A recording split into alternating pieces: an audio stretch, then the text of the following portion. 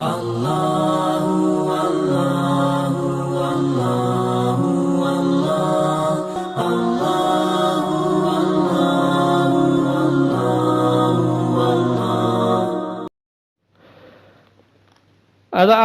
അവിടെയാണ് നമ്മൾ കഴിഞ്ഞ പ്രാവശ്യം പറഞ്ഞു വന്നത്. ഖൈർ ഔഖാത്തിക, നിന്റെ സമയം വെച്ച് ഏറ്റവും ഉത്തമമായ സമയം വക്തുൻ, ഒരു സമയമാണ്. തഷ്ഹദു ഫീഹി, ആ സമയത്ത് നീ സാക്ഷ്യം വഹിക്കും. വുജൂദ ഫാഖത്തിക, നിന്റെ ഫാഖത്തിനെ സാക്ഷ്യം വഹിക്കും. ഒന്ന് ശ്രദ്ധിച്ചു നോക്കും, നമ്മൾ എന്താ പറഞ്ഞത്? ഫാഖത്തിനെ സാക്ഷ്യം വഹിക്കും എന്ന് പറഞ്ഞാൽ എന്താണ്? അള്ളാഹു ആവശ്യമാണ് എന്ന് തോന്നുന്ന, അല്ലെ, എനിക്ക് അള്ളാഹു വേണം എന്ന് തോന്നുന്ന നിന്റെ സമയമാണ് നിന്റെ ജീവിതത്തിലെ ഏറ്റവും ഉത്തമമായ സമയം. തുറദ്ദു ഫീഹി, ആ സമയത്ത് നിന്നെ മടക്കപ്പെടും. ഇലാ വുജൂദി ദില്ലതിക, നിന്റെ നിന്നതയിലേക്ക് നിന്നെ മടക്കപ്പെടും. കാരണം ഞാൻ ഒന്നുമല്ല, എനിക്ക് ആരും, ഞാൻ ഒന്നുമല്ല, എനിക്ക് ആര് മതി? എനിക്ക് ആര് വേണം? അള്ളാഹു വേണം. ഞാൻ ഒന്നുമല്ല എന്ന അവസ്ഥ, എനിക്ക് അള്ളാഹു വേണം എന്ന് തോന്നുമ്പോൾ ഞാൻ ഒന്നുമല്ല എന്നുള്ള അവസ്ഥ കൂടി അതിൻ്റെ കൂടെ ഉണ്ടാവും അർത്ഥം. ഞാൻ എല്ലാത്തിനും തേഞ്ഞവനാണെന്ന് തോന്നുമ്പോൾ അവനക്ക് ആരുമാണെന്ന് തോന്നൂല, അള്ളാഹു താല വേണമെന്ന് തോന്നൂല. ഞാൻ ഒന്നുമില്ല എന്ന് തോന്നുന്ന സമയത്ത് എനിക്ക് പിന്നെ ആരുമാണെന്ന് അള്ളാഹു താല എനിക്ക് അള്ളാഹു താല എന്തായാലും വേണം, അള്ളാഹു ഞാൻ എൻ്റെ കാര്യം നടക്കൂല, അള്ളാഹു ഞാൻ അത്രയും ആവശ്യക്കാരനാണ് എന്ന് നിനക്ക് തോന്നുന്ന സമയത്ത് ഞാൻ ഒന്നുമല്ല എന്നുള്ള ചിന്താഗതിയുടെ ഓട്ടോമാറ്റിക്കായിട്ട് ഉണ്ടാവും. അപ്പം ഞാനൊന്നുമല്ല, എനിക്ക് എല്ലാത്തിനും ആര് വേണം?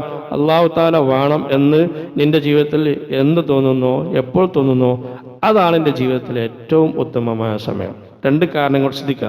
രണ്ട് കാരണങ്ങൾ കൊണ്ടാണ് ഒരു മനുഷ്യൻ്റെ ജീവിതത്തിലെ സമയം ഈ ചിന്താഗതി വരുമ്പോൾ ഏറ്റവും ഉത്തമമാകുന്നത്. അതാണ് നമ്മൾ പറഞ്ഞത്, ശ്രദ്ധിക്കുക.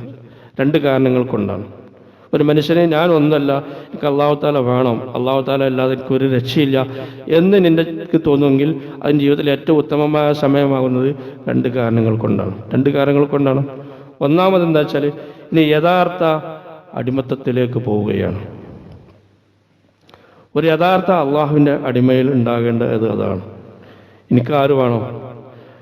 ഞാൻ അള്ളാഹുവിൽ ആവശ്യക്കാരനാണ് എന്ന എൻ്റെ യഥാർത്ഥ ഒരു അള്ളാഹു ഇഷ്ടപ്പെട്ട ഒരു അടിമയായി നീ അതോടുകൂടി മാറി.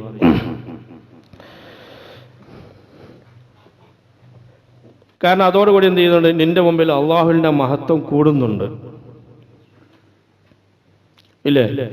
അള്ളാഹുവിൻ്റെ മഹത്വം നമ്മളിൽ എന്ത് ചെയ്യുന്നുണ്ട്? അതോടുകൂടി കൂടുന്നുണ്ട്. അതോടെ നമ്മൾ പരിപൂർണമായ ശ്രേഷ്ഠതയും കമാലിയത്തും അടിമ കിട്ടുന്നുണ്ട്. കാരണം ഒരു അടിമ എന്ന് പറഞ്ഞാൽ ഇതാണ്, അവന് ഫുൾ ടൈം ആര് വേണോ? അള്ളാഹു വേണം. അതോടെ ക്ലാരിറ്റിയുള്ള കറകളഞ്ഞ അടിമയായി നീ മാറി.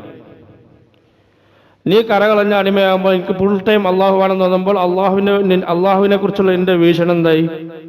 വലുതായി. അള്ളാഹുവിനെ കുറിച്ച് അള്ളാഹുവിൻ്റെ മഹത്വം നിന്റെ മുമ്പിൽ കൂടി.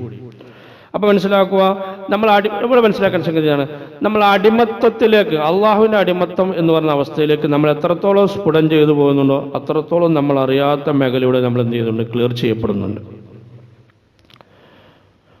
അള്ളാഹുവിൻ്റെ അടിമത്തം എന്ന അവസ്ഥയിലേക്ക് നമ്മൾ എത്രത്തോളം സ്ഫുടം ചെയ്തു പോകുന്നുണ്ടോ അത്രത്തോളം നമ്മൾ അറിയാതെ നമ്മളെ ഭാഗങ്ങൾ എന്ത് ചെയ്യണം? അള്ളാഹു താല സംസ്കരിക്കുന്നുണ്ട്. മഹാന്മാർ പല രീതിയിൽ പറഞ്ഞത് കാണാൻ കഴിയും.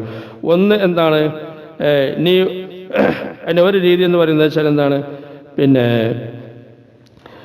എത്രത്തോളമാണ് അള്ളാഹുവിൻ്റെ അടിമത്തം എത്രത്തോളം നമ്മളിൽ കൂടുന്നുണ്ടോ അതിനനുസരിച്ച് തക്കൂനുൽ ഹുറിയത്തു ഫിൽ ബാത്തിനി, നമ്മൾ അള്ളാഹുവിൻ്റെ അടിമത്തം എന്ന അവസ്ഥയിലേക്ക് എത്രത്തോളം പോകുന്നുണ്ടോ അത്രത്തോളം നമ്മൾ ഉള്ളിൽ സ്വതന്ത്രരാകുകയാണ്. ഒന്ന്, കാരണം നമ്മൾ അള്ളാഹു എന്നുള്ള അടിമത്തത്തിലേക്ക് പോയതോടുകൂടി പിന്നെന്തായി? മറ്റുള്ള എല്ലാ സംഗതിയും നമ്മൾ ആരുമായി? നമ്മൾ സ്വതന്ത്രരായി. അള്ളാഹുവിനുള്ള നിന്ദതയിലേക്ക് നമ്മൾ പോയി കഴിഞ്ഞാൽ മറ്റുള്ള എല്ലാത്തിലും നമ്മൾ ആരായി? ഇസ്സത്തുള്ളവരായി. നമ്മൾ അള്ളാഹുവിലേക്ക് എത്രത്തോളം താഴ്മയിലേക്ക് താഴ്ന്നു പോയി മറ്റുള്ള എല്ലാ മേഖലയും നമ്മൾ എന്ത് ചെയ്തു? അതിനനുസരിച്ച് അതിനേക്കാൾ നമ്മൾ ഉയർന്നു പോയി. അപ്പോൾ അള്ളാഹുവിൻ്റെ അടിമത്തം എന്ന് പറയുന്ന അവസ്ഥയാണ് നമുക്ക് കിട്ടുന്ന ഏറ്റവും വലിയ ഭാഗ്യം. അതുകൊണ്ടാണ് നിന്റെ സമയത്തിൽ ഏറ്റവും വലിയ സമയം ഉത്തമമായ സമയത്താവുന്നത്. രണ്ട് കാരണങ്ങൾ നമ്മൾ പറഞ്ഞു. ഒന്നാമത്തെ കാരണം അതാണ്, നീ അള്ളാഹുവിൻ്റെ ശരിയായ അടിമയാവുകയാണ്. അള്ളാഹുവിൻ്റെ അടിമത്തം എന്ന അവസ്ഥയിലേക്ക് വരുന്നതാണ് അള്ളാഹുവിന് ഏറ്റവും ഇഷ്ടം. അതിന് ചില ഉദാഹരണങ്ങൾ കഴിഞ്ഞ പ്രാവശ്യം നമ്മൾ പറയാനുണ്ടായി. നബി സല്ലല്ലാഹു അലൈഹി വസല്ലമയെ കുറിച്ച് അള്ളാഹു തആല അത്രയും ഉന്നതനായ പ്രവാചകനായിട്ടും നബി സല്ലല്ലാഹു അലൈഹി വസല്ലം കുറിച്ച് അല്ലാഹു തആല അവസാനം പ്രയോഗിച്ച് സുബ്ഹാനല്ലദി അസ്റ ബി അബ്ദി എന്നാണ്. അള്ളാഹു അവൻ്റെ അടിമ. അള്ളാഹുവിന് നമ്മളെക്കുറിച്ച് അടിമ എന്ന് പ്രയോഗിക്കുന്നതാണ് ഏറ്റവും ഇഷ്ടം. കാരണം നമ്മൾ അടിമത്തത്തിലേക്ക് വരുന്നതാണ് ആർക്ക് ഇഷ്ടം? അള്ളാഹുവിന് ഇഷ്ടം. അതുകൊണ്ടാണ് നബി സല്ലല്ലാഹു അലൈഹി വസല്ലം കുറിച്ച് അല്ലാഹു തആല അവൻ്റെ അടിമ എന്ന് പ്രയോഗിച്ചത്. അല്ലെങ്കിൽ മഹാനായ പ്രവാചകൻ റസൂലുള്ളാഹി എന്നൊക്കെ പറയാൻ മതിയായിരുന്നു. പക്ഷെ അങ്ങനെയല്ല. അള്ളാഹു റസൂലുള്ളാഹിയെ കുറിച്ച് ഏറ്റവും വളരെ ഇഷ്ടപ്പെട്ട് പറഞ്ഞത്, ഏറ്റവും വലിയ സംഗതിയെക്കുറിച്ചാണ് വിശദീകരിച്ചത്. മിറാജിനെ കുറിച്ച് പറഞ്ഞത് അവൻ്റെ അടിമയെ എന്നാണ് പറഞ്ഞത്. മഹാന്മാരായ പ്രവാചകളെക്കുറിച്ചൊക്കെ അല്ലാഹു തആല അങ്ങനെയാണ് പറഞ്ഞിട്ടുള്ളത്. നമ്മൾ പറഞ്ഞു വദ്കുർ അബ്ദന ഇബ്രാഹിം, എൻ്റെ അടിമ ഇബ്രാഹിമിനെ നിങ്ങൾ ഓർക്കുക. ഇസ്ഹാഖ്, എൻ്റെ അടിമ ഇസ്ഹാഖിനെ നിങ്ങൾ ഓർക്കുക. യാക്കൂബ്, എൻ്റെ അടിമ യാക്കൂബിനെ നിങ്ങൾ ഓർക്കുക. ഇത് നമ്മളെക്കുറിച്ച് അല്ലാഹു തആല പറയും. എൻ്റെ അടിമ, എൻ്റെ പേര് എൻ്റെ അടിമ കുഞ്ഞുമീൻ സാഹിബ്, എൻ്റെ അടിമ. ഇത് അള്ളാഹു എൻ്റെ അടിമ എന്ന് നമ്മളെക്കുറിച്ച് പറയാനാണ് നമ്മുടെ ജീവിതത്തിലെ ഏറ്റവും വലിയ ഭാഗ്യം. എൻ്റെ അടിമ എന്ന് അല്ലാഹു തആല ആരെക്കുറിച്ച് പറയാ? നമ്മളെക്കുറിച്ച് പറയാം. എല്ലാ അല്ലാഹു തആല ഇഷ്ടപ്പെട്ട വലിയ വലിയ മഹാന്മാരെ കുറിച്ച് അതാണ് പറഞ്ഞിട്ടുള്ളത്. എൻ്റെ അടിമ എന്ന് അല്ലാഹു തആല നമ്മളെ പറ്റി പറയണം. അപ്പം നമ്മൾ അള്ളാഹു മതി എന്ന് തോന്നുമ്പോഴാണ് അല്ലാഹു തആലക്ക് എൻ്റെ അടിമ എന്ന് തോന്നാൻ പറ്റും. അള്ളാഹുവിനോട് കൂറുണ്ടാവുമ്പോൾ അല്ലാഹു തആലക്ക് അല്ലാഹു തആല നമ്മളെക്കുറിച്ച് എൻ്റെ അടിമ എന്ന് പറയുള്ളൂ. അബ്ദന അയ്യൂബ്, എൻ്റെ അടിമ അയ്യൂബിനെ നിങ്ങൾ ഓർത്തു നോക്കൂ. അല്ലാഹു തആല പറയും എൻ്റെ അടിമ എന്നാണ്. എത്രത്തോളം പരീക്ഷണം സഹിച്ച ആ മഹാനാജ പ്രവാചകനെ കുറിച്ച് പറഞ്ഞ എന്താ? എൻ്റെ അടിമ അയ്യൂബിനെ ഓർക്കി എന്ന് പറഞ്ഞു. അപ്പോൾ അല്ലാഹു തആല അതാണ്. നിങ്ങൾ ആലോചിച്ച് നോക്കൂ. അതാണ് നബി സല്ലല്ലാഹു അലൈഹി വസല്ലം ചോദിച്ചത്. ഞാൻ മുമ്പ് പറഞ്ഞതൊന്നുകൂടെ ആവർത്തിക്കുകയാണ്. റസൂലുള്ളാഹി ചോദിച്ചു, എന്താ നബിയെ, നിങ്ങൾക്ക് ഒരു ഒരു ഭരണാധികാരിയായ പ്രവാചകനാണോ അതോ ഒരു അടിമയായ പ്രവാചകനാണോ എന്ന് ചോദിച്ചപ്പോൾ നബി സല്ലല്ലാഹു അലൈഹി വസല്ലം ഏതാ തിരഞ്ഞെടുത്തത്? ഞാൻ ഒരു അടിമയായ പ്രവാചകനാകാനോ. കാരണം അതാണ് ഖൈർ. അപ്പോൾ അള്ളാഹുവിലേക്ക് എത്രത്തോളം അടിമയാകുന്നു അതാണ് അള്ളാഹുവിന് ഇഷ്ടം. അള്ളാഹുവിന് അടിമയാകാനുള്ള ഒരു സാഹചര്യമാണ് അള്ളാഹുവിലുള്ള ഫാഖത്ത്. ശ്രദ്ധിക്കുക, അള്ളാഹുവിൽ ആവശ്യക്കാരനാണ് എന്നുള്ള ഇങ്ങോട്ട് ശ്രദ്ധിച്ചോ. ഞാൻ അള്ളാഹുവിൽ ആവശ്യക്കാരനാണ് തോന്നുന്നതാണ് അള്ളാഹുവിലുള്ള ഫാഖത്ത്. അപ്പോൾ അള്ളാഹുവിൽ ആവശ്യമുണ്ട് തോന്നിയാൽ നമ്മൾ ശരിയായ ആരായി മാറി? അള്ളാഹുവിൻ്റെ അടിമയായി മാറി. അപ്പോൾ ശ്രദ്ധിക്കുക, അതോടുകൂടി എന്ത് ചെയ്തു? അതാണ് ഒന്ന്. അപ്പോൾ നമ്മൾ അള്ളാഹുവിനെ കുറിച്ച് ഓർക്കുന്ന ഫാഖത്ത് വരുന്ന സമയമാണ് ജീവിതത്തിലെ ഏറ്റവും ഉത്തമമായ സമയം എന്ന് പറഞ്ഞാൽ ഒരു കാരണം ഇതാണ്. നമ്മൾ യഥാർത്ഥത്തിൽ അള്ളാഹുവിനുള്ള ഫാഖത്ത് നമുക്ക് എപ്പോൾ വരുന്നുണ്ടോ അപ്പോൾ നമ്മൾ യഥാർത്ഥ അള്ളാഹുവിൻ്റെ ആരായി മാറുന്നുണ്ട്, അടിമയായി മാറുന്നു. രണ്ടാമത്തെ കാരണം എന്താണ്? രണ്ടാമത്തെ കാരണം നമ്മൾ യഥാർത്ഥ അള്ളാഹുവിനുള്ള ഫാഖത്തിലേക്ക് പോയാൽ, ആവശ്യകതയിലേക്ക് നമ്മൾ പോയാൽ അള്ളാഹു തആല നമുക്ക് പലതും തന്നുകൊണ്ടേയിരിക്കും. അള്ളാഹു തആലക്ക് അങ്ങനെയുണ്ട്. നമ്മൾ അള്ളാഹുവിൽ ആവശ്യക്കാരനായി വന്നാൽ, അള്ളാഹു നമുക്ക് എപ്പോഴും ആവശ്യക്കാരനായി വന്നു കഴിഞ്ഞാൽ അള്ളാഹു തആല എന്ത് ചെയ്യും? നമുക്ക് തന്നുകൊണ്ടേയിരിക്കും.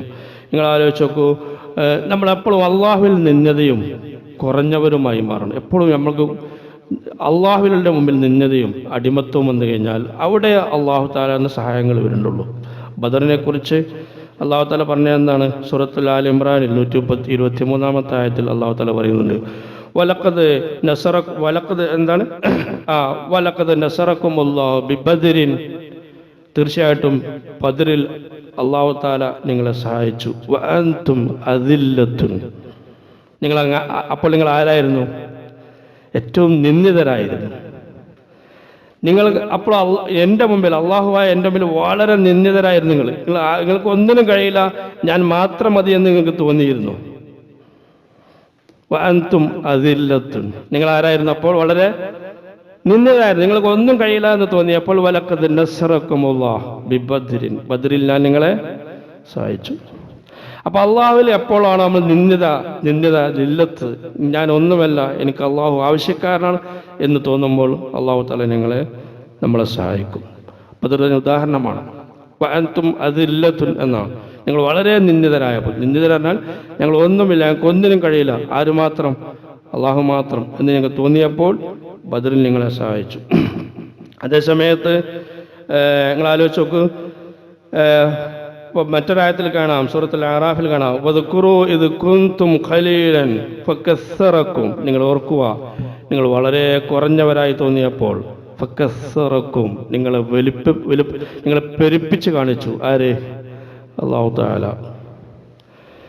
അവിടൊക്കെ എന്താണ് അതിൻ്റെ അടിസ്ഥാന റൂട്ട് എന്താണ്? അള്ളാഹു എന്നുള്ള ആവശ്യകതയിലേക്ക് അവർ പോയപ്പോൾ അള്ളാഹു തആല ബാക്കി പണി ആരെടുത്തു? അള്ളാഹു തആല എടുത്തു. നമ്മൾ മതി എന്ന് തോന്നിയെടുത്ത് അള്ളാഹു തആല കൈവിടുകയും ചെയ്തിട്ടുണ്ട്. പരിശുദ്ധ ഖുർആനിൽ പറയുന്നു, വയൗമ ഹുനൈനിൻ ഇദ് അഅജബതുക്കും കസ്റതുക്കും ഫലം തുഗ്നി അൻകും ശൈഅ. ഹുനൈനിൽ നിങ്ങളെല്ലാവരും അത്യാവശ്യം ഒരുപാട് ശാബികളെ സംബന്ധിച്ചുള്ള ഏറ്റവും കൂടുതൽ ഒരു കണ്ടമാന ആളുകൾ ഉണ്ടായിരുന്ന ഒരു യുദ്ധമാണ് ഏത്? ഹുനൈന്. മുമ്പ് വളരെ കുറഞ്ഞ ആൾക്കാരാണ് എല്ലായിടത്തും ജയിച്ചത്. ഇവിടെ ഒരു നിലക്കും എന്താ ഇല്ല, തോൽക്കാൻ ഒരു വകുപ്പും ഇല്ല. കാരണം 313 അവിടെ നിരത്തിയത്. അതിന് അത്യാവശ്യം ആൾ അമ്മരത്തുണ്ട്.